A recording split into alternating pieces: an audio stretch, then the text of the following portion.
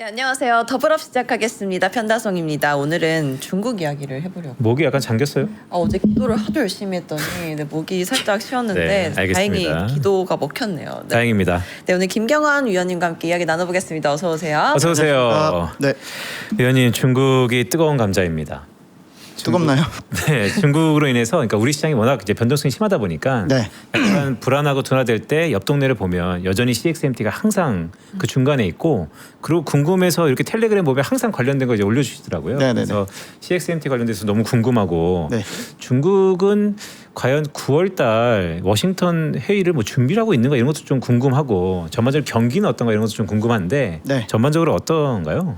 일단 뭐 제가 어제 중국 쪽에서 많이 질문을 받았거든요. 그러니까 중국 운용력들 아는 분들이 아하. 뭐 아시겠지만 최근 3개월 동안 세상의 중심이 우리나라였고 뭐 좋은 면이든 나쁜 면이든 국내 병목 메모리 수혜 이런 것들이 중국에서 너무 관심이 높아가지고요. 사실은 중국도 테크 주식을 많이 실어놓고 코스피 개장 상황에 대해서 굉장히 관심이 많았는데 제가 좀 역으로 빈센트님한테 좀 질문을 해보면 네네.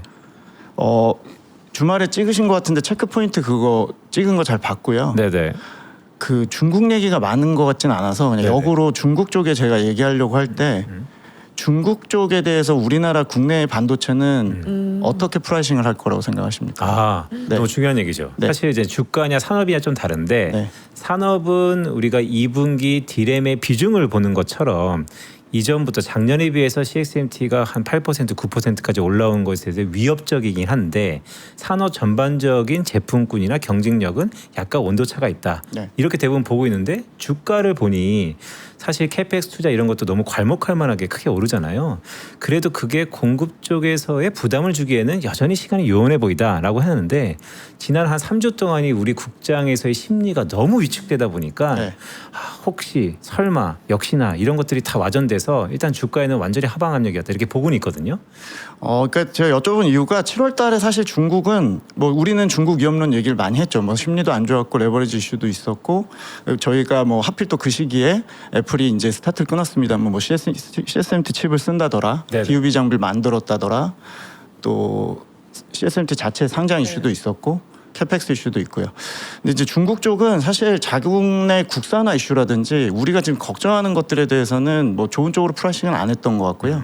뭐 일부 반영된 장비나 이런 것들은 있지만 기본적으로는 다 코스피나 미국 탓을 했죠. 미국 쪽은 하이퍼스케일러들 얘기였고 저희가 똑같이 공개했던 같은 연동됐던 측면이 좀 있어서 사실 중국 자국 내에서는 뭐 CSMT 자체도 저는 공모가가 너무 낮았기 때문에 나왔던 상승률이라서 그냥 그 정도 수준의 흥행이었다고 생각을 하고요. 네. DUV 장비도 사실은 뭐 단기적인 실체가 그렇게 높지는 않다고 보고 결국에 저희가 이제 7월 달에 결국에 중국 쪽 이슈 자체는 장기적인 공포나 혹은 시간을 좀 거슬러서 다른 유니버스에 갔다 온 것처럼 앞으로 생길 수 있는 현실성이 조금 더 많아졌고 이제 오늘 말씀드릴 중국이 만들고 있는 균열에 대해서 뭐 이익 배분이 이제 달라질 수도 있는 거고 시장의 어떤 컨센서스가 좀 바뀔 수 있는 것들을 저희는 생각했던 것 같고 중국은 똑같이 그냥 코스피 빠진 것처럼 아하. 이쪽도 7월 달에 신용잔고 빠지고 테크 관련 주식들이 한 고점 대비해서 한 28%씩 빠지면서 사실은 지금도 코스피 개장 상황을 보고 있을 정도로 중국 메이저도 지금 똑같은 상황이다라고 좀 보고 있고요.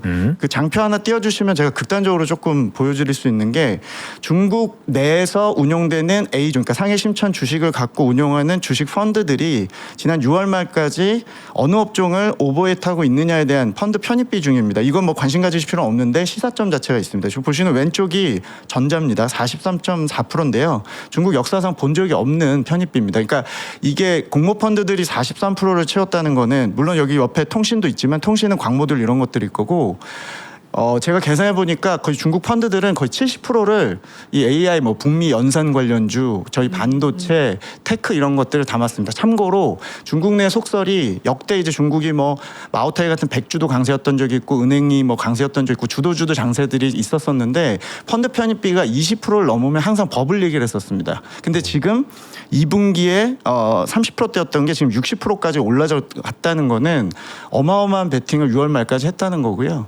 이 베팅 발생했던 부분에 이제 반로로 지금 현재 밖에서의 어떤 생겼던 악재들에 대해서 네. 너무 많이 실어놨었기 때문에 이제 붕괴 역시도 같이 동반해서 발생했다는 거죠. 그러니까 제가 이게 중국 과창판이나 창업판도 비슷한 이유 때문에 빠졌습니다를 말씀드리는 포인트보다는 저기 실려 있는 저 펀드 편입 비중만큼 중국의 집착이 강화되고 있고 비록 이번에 주가가 같이 연동돼서 빠졌지만 주가 측면이 아니더라도 저는 똑같이 저 편입 비율만큼 캐펙스도 나올 걸로 생각합니다. 아하. 그러니까 앞으로 저희가 봐야 되는 진짜 중국의 위협은 결론적으로는 중국 내부적으로 저 업종도 저렇게 불균형하고 사실은 중국 경기 상황도 심각하게 불균형하고 또 중국에서 지금 된다고 생각하는 산업들의 마진율도 사실 불균형이 너무 심해서 제 경험상 마진율을 경험하거나 불균형에서 한쪽 그 좋아질 거라고 생각하는 쪽에 대해서 중국은 그 영웅본색 같은 영화 된다고 그러면 7탄 8탄까지 찍듯이 된다는 산업에 대한 증설에 대한 그 강화에 대한 욕구가 굉장히 강해서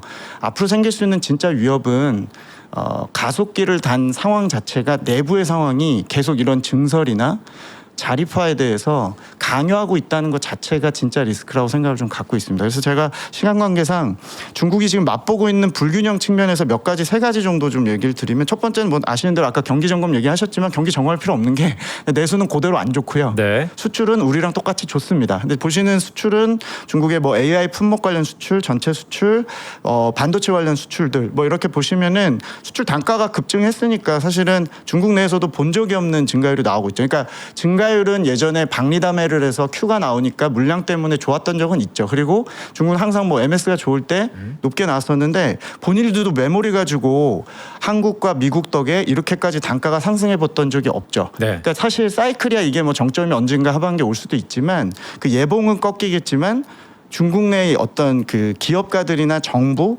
본인들이 생각했던 지금 성장 모델 전환에 지난 몇 년 동안의 어려움들이 이제 자기 확신이 더 강화되는 측면이 있을 겁니다. 제가 경험상 단가가 올라가서 본인들이 마진을 벌었을 때 중국이 오버캐파를 안 만든 적은 사실 없기 때문에 아하. 이제 당연히 내년 내후년까지는 중국 내에서 타이트하겠습니다만 이런 어떤 그 조짐들이 본인들 정책이 맞았구나. 우리가 수출이 경쟁력이 있구나라는 생각이 더 강화될 것 같고요. 그리고 제가 제일 많이 보여드리는 두 가지 키타트 보여드리면 또 하나는 중국 내에서도 레버리징 환경이 양극화가 심합니다. 제가 항상 갖다가 그려서 보여드리는 게 저 회색 선은 대출이고 네. 네. 초록색 선은 과창판에 이번에 CSMT 상장해서 이제 뭐 굉장히 흥행했다고 그 이슈가 됐습니다만 오늘은 또 이제 유니트리 같은 기업들 또 과창판에 상장하는데요.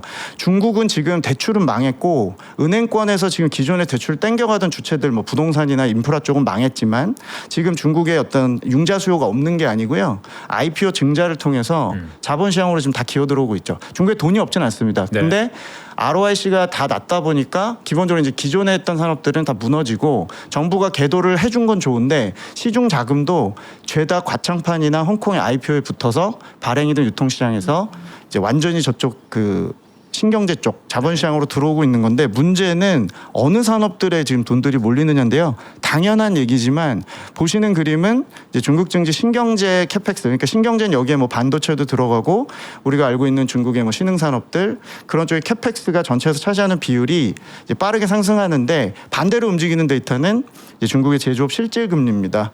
뭐 중국은 금리가 낮다는 건 다 알고 계시고요. 뭐 저희는 이제 천조국의 KPX 자체에 대해서 차익 금리 걱정들 하지만 중국은 사실 뭐 차익 금리 걱정하실 필요는 없는 나라고 네. 그 마음이 중요합니다. 의지. 그러니까 정부가 의지를 보였고 국가 차원에서 저렇게 실질금리 떨어지는 상황에서 갈 데도 없는 돈들이 계속 자본시장을 통해서 이제 캐펙스 증설로 이어지는 게 이제 다음 단계 가장 큰 위협이라고 생각을 합니다. 그러니까 당연히 중국에서는 장비주를 사야 되고 국산화 관련된 이제 주식들 사실 수는 있는데 국내 입장에서 이제 장기적으로는 저런 쪽에 이제 어떤 중국의 의지나 어떤 강도가 유례가 없다. 네. 그러니까 자기 확신, 정부 정책 그리고 돈의 흐름이 너무 과도할 정도 집착되고 있다는 부분들이 이제 주목하실 부분이라고 생각을 좀 갖고 있습니다. 저 말씀은 이제 이런 거잖아요. 그러니까 중국의 유동성이 많다. 네. 그런데 금융시장으로 쏠림이 있다는 것은 사실 우리가 승수효과라고 하는 시중에 돈을 안 들고 있는 거군요. 시중에 돈이 안 돈다고 표현할 수 있죠. 왜냐하면 중국은 지난 20년 동안 우리보다도 더 심한 은행 의존도를 갖고 있었고 은행 대출에 의해서 작동했던 나라고 관치금융 또 주담대 뭐 저희랑 비슷한 부동산 뭐 이런 것들이 주도했었는데 뭐 가계와 기업은 기존 전통산업이든 주담대든 현금을 가지고 산다든지 대출 수요는 이제 급감한 거고요. 네. 그래서 중국의 장기 금리는 낮게 나오는 거고 반면에 시중 자금의 상당 부분은 이제 되는 산업들, 성장형 산업들 그리고 밖에서 단가가 오르는 산업들에 이제 집착을 할 수밖에 없고 하필이면 또 정부가 지금 밀어주고 있는데 기본적으로 CSMT 상장에서 보셨겠지만 기본적으로 모이는 자금들은 계속 이쪽 신경제 쪽에 과할 정도로 이제 집중된다는 얘기를 좀 드리는 부분이죠. 그래서 어느 나라든 지금 아시아 국가들이 내수와 수출이 양극화고 전반적으로 K자 업종 구도긴 합니다만 중국 역시도 그랬고 우리가 이제 여기서 시사점으로 볼 부분은 중국이 이게 어떤 K자 자체의 부작용보다는 결국에 강요하고 있는 이런 환경이 기본적으로 신경제 쪽에 대한 뭐 AI 모델이든 또 앞으로 피지컬 AI든 전반적으로 쏠릴 거기 때문에 자금력 걱정이라든지 지속성 걱정이라든지 이런 것보다는 이제 공급 과잉에 대해서 저희가 생각할 수 있는 타이밍도 올 것이고 확장 구간이기 때문에 뭐 지금 당장 얘기를 드리기보다는 이번에 제가 그냥 사실 국내 7월 달에 중국 쪽이 많이 이제 악재로 좀 작용을 하는 걸 좀 보면서 사실은 중국 입장에서는 좀 뜬금없다고 느끼는 부분도 있을 겁니다. 왜냐하면 뭐 본인들 CSMT 올라와서 증설하는 거 다 계획이 있던 거고요. HBM을 당장 만드는 것도 아니고 기술 격차 있는 것도 다 알고 있죠. 그리고 CSMT 제품이 애플로 메모리가 나가기도 쉽지 않다는 것 현실적으로 중국 테크 매니저들 다 알고 있습니다. 근데 불구하고 국내에서는 어쨌든 장기적인 위협이든 구조적인 위협이든 이 증설에 대한 부분을 당겨왔고 중국 역시도 테크 아니면 지금 순환매에서 갈 수 있는 업종이 없는 상태에서 네. 엄청나게 실어놨지만 그 향후 배경이 결국에 이 강요하는 상황을 저희가 이제 좀 보실 필요가 있다는 게 저희 생각입니다. 그래서 계속 말씀드리지만 중국에서 돈의 흐름을 보시려면 정부가 어떤 IPO를 승인해주고 있고 어떤 순서대로 지금 상장을 시키는지 보시면 요런 방향이구나, 요런 쪽으로 돈을 궤도시켜서 이제 어떤 흐름을 끌고 가려고 하는구나. 그래서 오늘은 이제 온라인 청약을 통해서 이제 유니트리가 이제 상장을 하게 되는데 뭐 저 개인적으로 로봇을 당장 좋아하진 않지만 네. 기본적으로 가창판의 라인업들을 보시면은 대체로 뭐 항공 우주 쪽, 뭐 마신 로켓 쪽, 뭐 앞으로 BCI 또 이런 전력 관련 기업들 또 전반적으로 이런 반도체 관련 장비 기업들 이런 쪽에 이제 특화된 상장들이 이어질 거기 때문에 중국의 이런 발행 시장의 어떤 공급 증가를 충분히 받쳐줄 만한 수급은 되기 때문에 수급 걱정을 하시기보다는 중국 내 이런 생태계가 레버리징 시장이나 이 산업 양극화에서 상당히 어떤 강화되고 있다. 그래서 과창판을 꼭 IPO 측면에서 보실 필요가 있다라고 계속 말씀을 좀 드리고 있습니다. 근데 이 창신 메모리 상장 이후에 우리 국내 시장 반도체 주들이 크게 흔들렸었잖아요. 그럼 유니트리 상장 후에는 우리 로봇주가 또 영향을 받을 가능성이 있을까요? 사실은 저는 뭐 중국은 지금 생태계를 조성하는 단계고 제가 아까 로봇에 대해서 단기적으로는 시각이 조금 중립적이라고 말씀드리는 거는 올해가 양산의 원년이기도 하고 유니트리가 뭐 사실은 돈을 번다기보다는 기본적으로 양산이나 MS를 좀 갖고 있는 기업이고 네. 스타트업이 최초로 상장한다는 상징성을 갖고 있는데 사실 방향성은 예전에 전기차가 도입 초기 때 엄청난 춘추전국 시대였듯이 사실은 어떤 개별 위너를 찾기가 좀 어려운 산업이고 거기서 뭔가 장비나 소재를 파는 일부 이제 저희가 얘기하는 청바지 장사하는 기업들 찾는 개념인 수는 있으나 로봇 자체는 CSMT만큼의 어떤 영향력을 주지는 않을 거라서 국내는 국내대로 현대차 포함해서 각자 생태계로 가는 것이고요. 중국은 어차피 소프트웨어라든지 어떤 시스템 자체를 이제 완전히 구축하는 게 좀 목표라서 당장 수익화 구간으로 좀 보실 수는 없어서 양쪽이 그냥 병행해서 같이 가지 않을까 개인적으로 이렇게 좀 생각을 하고 있습니다. 그거 하나 여쭤볼게요. 사실 되게 이제 하반기 되게 중요한 이모일 것 같은데 일본도 그렇고 한국도 그렇고 중국도 그렇고 뭐 대만도 마찬가지고 엄청 이제 산업의 양극화 쏠림이 있잖아요. 그 말씀 쭉 주셨고 그런데 이 일본과 한국은 매크로 지표 중에서 환이 약한데 중국은 위안화가 좀 강하지 않습니까? 그러니까 다들 수출 의존적이고 여기까지 잘 끌고 왔는데 세 나라가 공교롭게 환에서가 좀 다르거든요. 그러면 중국은 수출하는 입장에서 좀 부담스러운가 아니면 내수적으로 키우는데 좀 긍정적인가? 이 두 가지 무게 중심에서 어느 것을 좀 더 무게를 주면서 하반기를 봐야 될까요? 그러니까 저는 사실은 뭐 내수 쪽은 하반기에 이렇게 무게를 줄 만큼 매크로 환경이 어떤 주도주를 바꿀 만큼의 환경은 아니라고 생각하고 있고요. 환에 대해서는 기본적으로 제 결론은 중국으로 지금 외자가 뭐 유입돼서 지금 위안화 강세라기보다는 내부적으로 많이 들고 있던 달러를 매각하고 있고 이게 구조적인 내부적인 문제였기 때문에 위안화 강세는 자체적인 요인에 의해서 지금 드라이버가 되고 있고 그 중국의 수출 경쟁력은 여러 가지 측면에서 지금 나오고 있는데 사실은 당연히 수출이 약세면 죄송합니다. 환이 약세면 수출의 경쟁력이 도움은 되겠습니다만 사실은 중국 가격 경쟁력은 환 부분을 좀 압도할 만큼의 어떤 메리트가 이미 있기 때문에 그리고 저희가 위안화의 통화 바스켓 환율 그러니까 종합적으로 봤을 때는 기타 국가들 대비 그렇게까지 평가 절상이 빠르진 않습니다. 그러니까 달러 대비해서만 많이 강세라서 네. 그래서 중국은 보실 때 저희가 전기나 기계 장비, 자본재 중국에서 지금 계속 뜨고 있는 산업들, 그러니까 AI 관련 품목도 이런 것들이 얼마나 경쟁력을 좀 갖추고 있고 특히 뭐 미국 시장이 제일 중요하지만 비미국 시장에서의 중국 쪽의 어떤 선방이 지금 눈에 띄고 있기 때문에 네. 사실 보실 때 중국의 환율 쪽에서의 어떤 경합도보다는 과거 사이클 얘기니까요.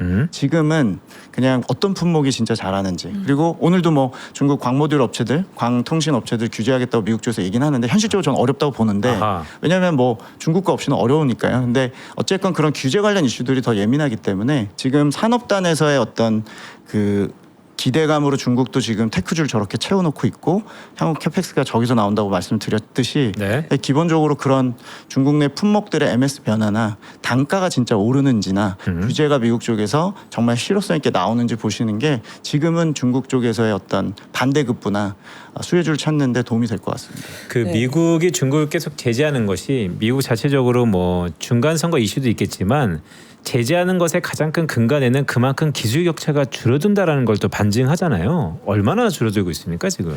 저희가 뭐 장표 잠깐 띄워주시면 사실은 뭐 재화나 뭐 공산품 쪽에서야 뭐 저희 중국 쪽 경쟁력은 이미 좋다는 거 아실 것 같고요. 뭐 지금 아시는 이제 LLM 쪽에서 모델들 같은 경우는 최근에 뭐 최상위 모델도 이제 격차 많이 줄어서 사실 다 잡았다고 생각을 하고 있죠. 그러니까 오픈이냐 폐쇄냐 뭐 여러 가지 지금 논쟁이 있지만 어쩌면 미국도 결국에 중국을 의식하지 않을 수는 없는 상황으로 지금 돌아가고 있는 것 같고요. 토큰 경제 자체가 이제는 ROIC 그리고 토큰당 수익성, 진짜 상업화 뭐 이런 쪽으로 지금 넘어가는 단계다 보니까 이제 중국이 캐펙스 확장은 미국보다 8분의 1밖에 안 되고 앞으로도 이 속도를 잡기는 어려울 거예요. 다만 이제 미국은 그쪽대로 지지고 볶는 거고 중국은 모델을 이제 최대한 효율화시키고 저희가 인적 자원에 대한 파워는 알고 있기 때문에 중국 내에서 이런 모델이 상대적으로 연산 인프라를 덜 쓰거나 혹은 투자를 조금 더 가성비 있게 만드는 쪽에 이제 특화를 시키는 거라서 제가 아까 말씀드린 그 중국이 만들고 있는 균열은 캐펙스 같은 쪽에서의 메모리 쪽의 증설도 있고 또 모델의 효율화를 통해서 거의 미국에 육박하는 경쟁력을 갖춰가면서 당장 그 업체들이 홍콩에 상장돼 있지만 돈은 못 벌지만 공공재 형태로 그걸 진짜 쓰는데 특화시키는 전략들을 잘하고 있다는 균열도 있을 수 있고 또 내부적으로 국산화를 하면서 장비는 이제 우리 걸 쓰겠다는 어떤 의지들이 또 균열을 좀 내는 거라서 시장이 이 균열을 당장 메우고 반등할 수도 있죠. 근데 중국 쪽에 대한 부분이 계속 캡으로 좀 씌워질 수 있는 부분에 대해서는 어느 정도 인식들이 좀 생기실 거라고 생각을 하고 어젯밤에도 CSMT는 증설 얘기를 했고 사실은 LPDDR 쪽도 계속 이제 기술 고도를 하는 거라서 제가 그걸 바로 캐첩한다는 얘기는 드리는 않은데 네. 시장은 자꾸 멀리 있는 공포에 대해서 좀 땡겨올 수 있고 지금 과도하게 어떤 특정 국가에 몰린 부분들은 중국 쪽에 대한 관심도 일부 가지시면서 특히 저희가 오늘 마지막으로 그냥 중국 반도체 장비 관련 기업도 좀 보시면 좋을 것 같아요. 개별 종목 투자 어려우시기 때문에 가창 50 보시면 될 것 같고 네. CSMT 같은 경우는 이번에 패시브 자금들이 들어올 수 있는 계기가 될 수 있는 과창 50 지수 편입 여부가 9월 15일쯤에 결정이 되니까 한번 지켜보시면 좋을 것 같습니다. 아 9월 15일이군요. 근데 사실 저는 12월로 보고 있습니다. 12월. 당장은 아닐 것 같고 오히려 모니터링 기간이 너무 짧아서 과창 50 들어가게 되면 또 중국 내 많은 자금이 연기금이 들어갈 텐데 네. 사실은 현실적으로 9월 15일쯤은 어려울 것 같고 12월로 보시면 좋을 것 같습니다. 네, 알겠습니다. 오늘 김경환 위원님과 함께했습니다. 고맙습니다. 네, 고맙습니다. 감사합니다. 오늘 시장 분위기 좋네요. 네. 제 기분도 너무 좋은데. 목소리가 안 좋네요. 목소리는 기도를 너무 열심히 해서 그렇다니까요. 네. 그러니까요. 오랜만에 그래도 바닥을 다진 듯한 모습을 보이면서 기대감을 보고 있는데요. 그래도 여전히 요철 구간이고 분수령입니다. 상방도 열려 있지만 하방도 열려 있다라는 거 염두하면서 우리 시장을 바라봐야 될 건데요. 어떠세요? 하반기 들면서 우리가 리스크 팩터를 많이 말씀드리고 있죠. 사실 투자라는 건요. 기본적으로 다 깔고 가는 리스크 팩터다. 하지만 공격수냐 수비수냐를 떠나서 개인적인 의견을 드리면서 그것을 투자에 잘 참고하셔라라는 말씀까지도 드리겠습니다. 네, 저희는 내일 다시 찾아뵙겠습니다. 고맙습니다. 고맙습니다.